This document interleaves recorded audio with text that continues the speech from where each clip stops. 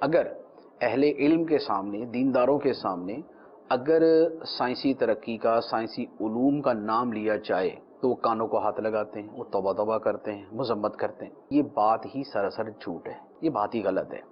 مجھے کوئی ایک اہل علم مستند عالم دین کوئی ایک پوری دنیا کے اندر ایسا بتا دے کہ جو ڈائریکٹ سائنس کی مخالفت کرتا ہو، جو ڈائریکٹ سائنس کی مخالفت کرتا ہو۔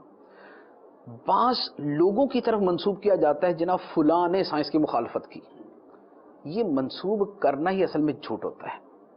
اکثر تو ان میں وہ ہیں کہ جنہوں نے جھوٹ موٹ منسوب کر دیا، فلاں بڑے عالم نے سائنس کے بارے میں یہ کہا تھا، فلاں نے یہ کہا تھا، اکثر و بیشتر وہ جھوٹ ہوتا ہے، اس کا ذریعہ، اس کی سند ہوتی ہی نہیں۔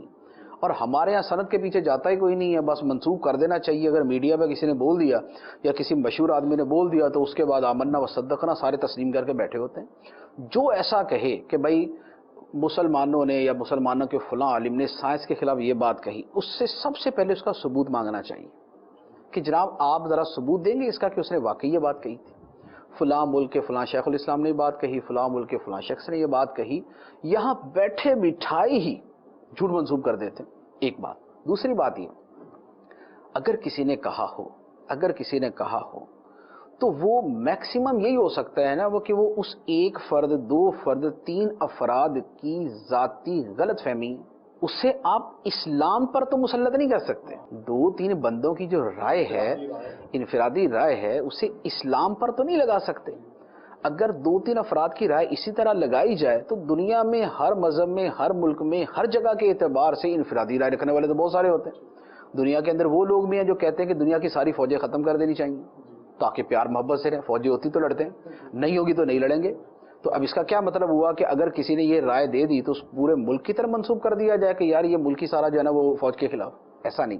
تو اگر چند افراد نے کسی چیز کی مخالفت کی ہو، جیسے زیادہ مثال دی جاتی ہے جی پرنٹنگ پریس کی جو ہے وہ مسلمانوں نے مخالفت کی، مسلمانوں نے مخالفت نہیں کی، ایک یا دو افراد نے مخالفت کی،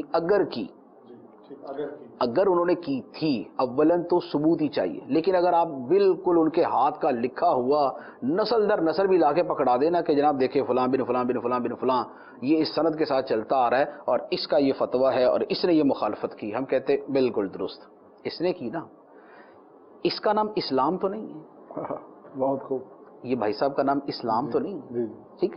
یہ ایک مسلمان ہے، اسلام نہیں۔ بہت خوب، ٹھیک۔ بہت خوب۔ اسلام کیا ہے؟ اسلام ہے قرآن، اللہ۔ اسلام ہے نبی کا فرمان، اسلام ہے امت کا اجماع، اتفاقیہ رائے، اسلام ہے مسلمانوں کی اکثریتی رائے۔ اکثریتی رائے اگر ایک بات کہہ رہی ہے تو آپ اسے کہیں گے کہ یہ اسلام کی رائے ہے، ٹھیک؟ اب اگر دو تین افراد نے ایسی بات کہی ہے تو کیا اسے مسلمانوں کی اکثریت کی طرف اور جمہور کی طرف اور میجورٹی کی طرف آپ منسوب کر سکتے ہیں کہ مسلمانوں کی اکثریت سائنس کے خلاف تھی، علماء کی اکثریت سائنس کے خلاف تھی؟ ایسا ہرگز نہیں ہے، ایسا ہرگز نہیں ہے۔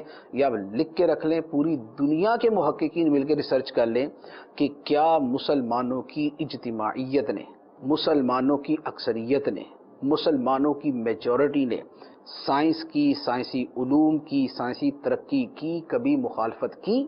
کبھی کسی زمانے، یہ نہیں آج، کسی زمانے پچھلی 14 صدیوں کے اندر کبھی ایک دن ایسا ہوا ہو کہ کسی ایک دن مسلمانوں نے اکثریتی طور پر یا اجتماعی طور پر یا بالکل اتفاقی طور پہ متفق ہو کر انہوں نے سائنس کے خلاف بات کہی ہو، سائنسی علوم کے خلاف بات کہی ہو؟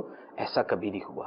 لہٰذا جو میکسیمم بات ملتی ہے وہ دو چار افراد کے حوالے سے ملتی کہ انہوں نے کسی سائنس کی مخالفت کی۔ اچھا پھر ان کی بھی مخالفت ڈائریکٹ سائنس کی نہیں ہوتی تھی، اس کے پیچھے کچھ اور ریزن سمجھتے تھے، ٹھیک؟ لیکن وہ ریزن سمجھنے کے اندر وہ غلط تھے۔